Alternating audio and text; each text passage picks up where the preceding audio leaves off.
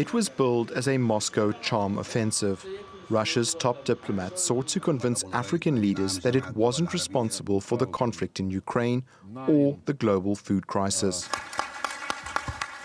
We have considered in details those steps that our respective departments, Russian and Egyptian foreign ministries, need to prevent damage from Western sanctions for our economic bounds, and we want to reconfigure our relationship under new conditions caused by illegitimate sanctions from the US and their allies.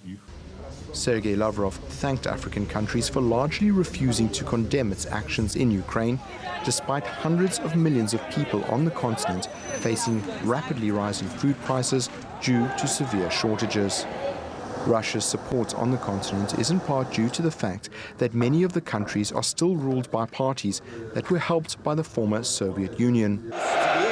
Leaders of ruling parties in South Africa, Zimbabwe, Angola and Mozambique remember how Soviet weapons, cash and advisors helped them secure their liberation from colonialism. Whenever issues come up and some people want us to take positions against Russia, we say, but you people, these people have been with us for the last 100 years. How can we be automatically against them? We have even forgiven our former enemies, the colonialists, the ones who had colonized us, the ones who had actually taken slaves from here and did bad things. We have forgiven them, and we are working with them. For months, the US, Britain and the EU have condemned Russia for shutting down the flow of Ukrainian grain to the world through the Black Sea. They laid the blame for the global food shortages squarely at Vladimir Putin's feet. At the same time as Lavrov's trip, French President Emmanuel Macron embarked on a three-country Africa visit. The stated aim was to renew relations on the continent, but his trip comes at a time when France's influence in Africa has never been called so much into question. France was forced to make a humiliating troop withdrawal from Malawi earlier this year. Its soldiers were replaced by Russian mercenaries from the Wagner Group. Macron was at pains to point out that the West was not to blame for the food crisis.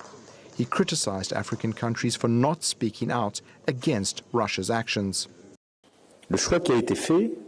The Europeans made the choice to, first, not participate in this war, but to recognize and name it. Where I see hypocrisy too often, especially on the African continent, let me say this very calmly.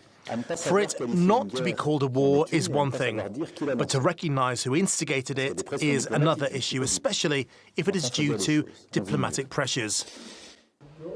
Russia may have several advantages as it seeks to win hearts and minds in Africa.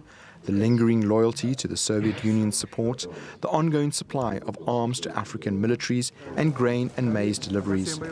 But Moscow may be disappointed if it expects African countries' full backing. Most leaders are inclined to stay non-aligned and stay out of the confrontation between the West and Russia.